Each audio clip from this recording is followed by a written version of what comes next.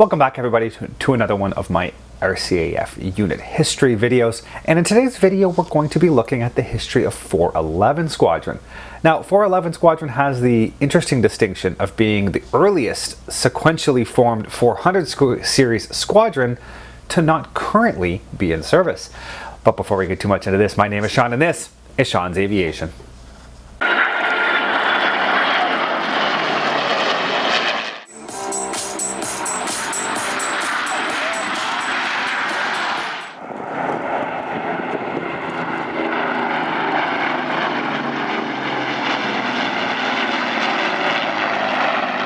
411 Squadron was officially formed on June 16th of 1941 as a fighter squadron and was initially based at Digby as part of 12 Group. It was assigned the squadron code DB and received their first aircraft, Spitfire Mark 1As, almost immediately. They began training on these aircraft and by July had swapped for the Spitfire Mark 2A, having never flown any operational sorties with the Mark 1.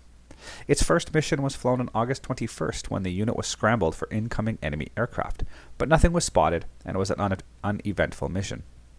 The first real offensive mission was on September 20th when the unit was tasked with escorting a bomber formation, although again, no enemy aircraft were claimed.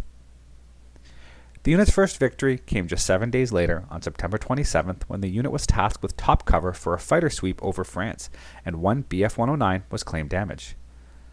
On October 13th, during a fighter sweep over France, a Bf-109 was claimed as shot down, with a second probable.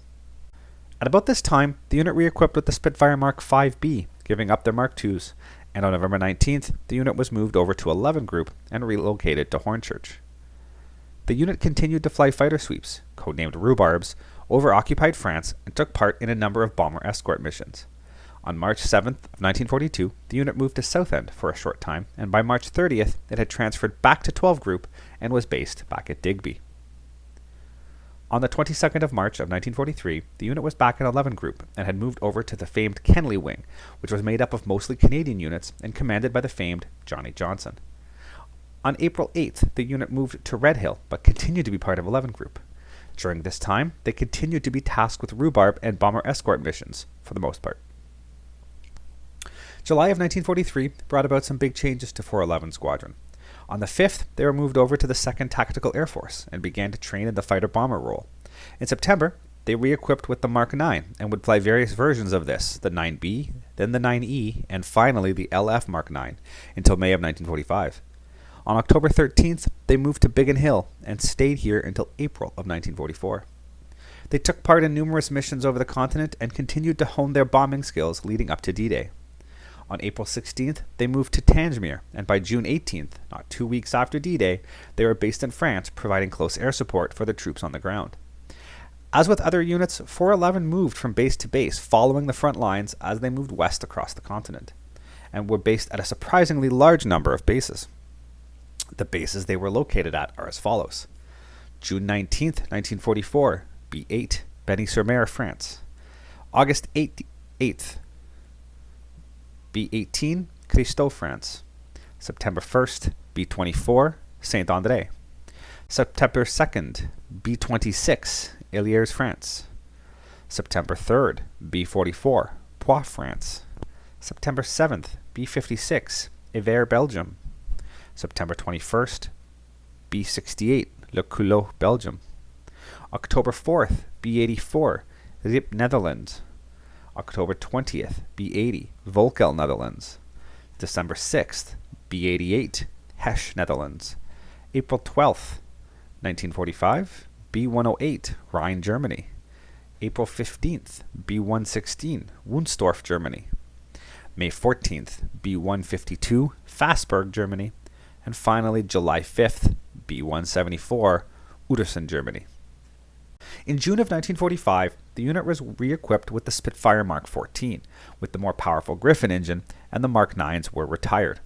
On the 15th of July, the unit was moved over to the British Air Forces of Occupation, one of 4 RCAF units to stay on strength in the immediate post-war years. It stayed at Udersen for the rest of its service, being finally disbanded on March 21st of 1946. During World War II, the unit flew 10,747 sorties, racking up 15,502 operational hours. It was credited with 84 enemy aircraft destroyed, 3 probable, and 44 damaged. It dropped 291 tons of bombs, being credited with 367 vehicles destroyed, with 353 damaged, and 26 locomotives destroyed, with 65 damaged. The unit suffered 48 aircraft lost, with 4 pilots killed, 4 wounded, 19 presumed dead, 4 POWs, and 17 who evaded capture.